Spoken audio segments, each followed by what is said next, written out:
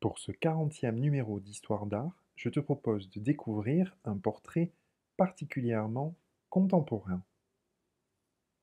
Comme d'habitude, commençons par présenter l'œuvre en nous appuyant sur les différents éléments d'information donnés par le cartel. Celui-ci nous indique que cette œuvre est une photographie réalisée par l'artiste Hane Zaruma. Elle n'a pas de titre, mais appartient à une série. Ça veut dire que l'artiste a réalisé plusieurs œuvres qu'elle a regroupées sous le nom de No Name, que l'on peut traduire par qui n'a pas de nom. La série No Name est datée de 2020-2021. C'est une série de photographies, comme l'œuvre que tu vois ici. Hane Zaruma est une jeune artiste encore étudiante à ce jour qui vit et travaille en Ukraine, un pays d'Europe de l'Est. J'ai placé notre année sur la frise chronologique et voici où se situe l'œuvre de Hane Zaruma, très proche de nous. Comme tu peux le voir, c'est donc bien entendu ce qu'on appelle de l'art contemporain.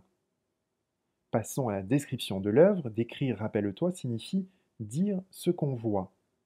Comme d'habitude, n'hésite pas à mettre la vidéo en pause pour t'entraîner à décrire précisément cette œuvre. Cette œuvre est une photographie montrant 9 objets numériques installés les uns à côté des autres. Je reconnais d'anciens modèles de téléphones portables, un téléphone à clapet, un appareil photo numérique, un lecteur de musique, des téléphones portables plus récents.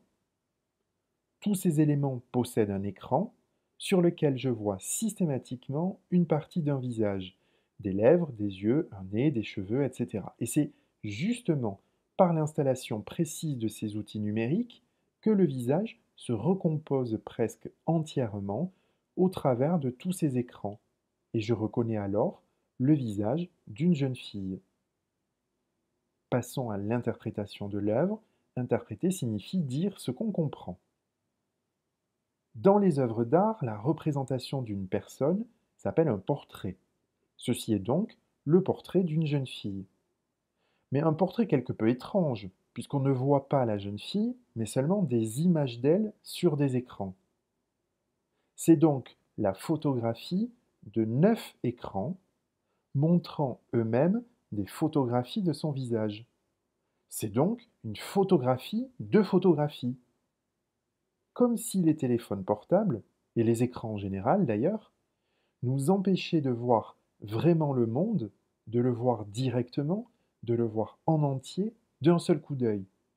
Comme si les écrans devenaient notre nouvelle façon de regarder le monde. Ce qui est intéressant aussi, c'est d'avoir utilisé des objets plus ou moins vieux. On parle d'ailleurs de génération pour qualifier l'âge de ces objets. C'est le même mot pour les êtres humains. On dit la génération des grands-parents, la génération des parents, celle des enfants, etc. Il y a donc une idée de temps également dans cette œuvre, du temps qui passe. L'artiste nous rappelle donc que nous utilisons ces objets depuis déjà de nombreuses années. Cela nous rappelle que nous nous prenons en photo. Tout le monde connaît ici la mode du selfie. Que nous prenons le monde en photo depuis déjà très longtemps. Comme si là encore, chacun de ces objets représentait un morceau de notre vie, la mémoire d'une génération, la mémoire d'un bout de notre passé, un morceau de nous, un bout de notre identité.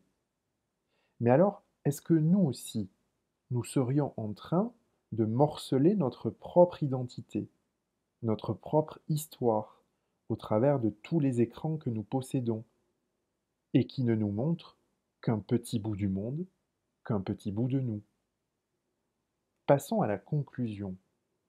Conclure signifie dire ce qu'on pense. Tu l'auras compris, derrière cette photographie plutôt amusante, originale, eh bien, des questions très sérieuses sur nous et sur nos comportements se posent. Dans sa série, justement, Hane Zaruma aime bien provoquer ces rapprochements entre l'être humain et la technologie dont il ne se sépare plus. Cette connexion numérique qui fait aujourd'hui vraiment partie de notre quotidien, comme une nouvelle façon de goûter, d'entendre, de percevoir le monde qui nous entoure, cette connexion est illustrée au travers des œuvres de cet artiste. C'est aussi ça d'ailleurs le rôle des artistes, observer, digérer et traduire nos vies en images qu'on appelle des œuvres d'art. Je te dis à bientôt pour un nouveau numéro d'Histoire d'art.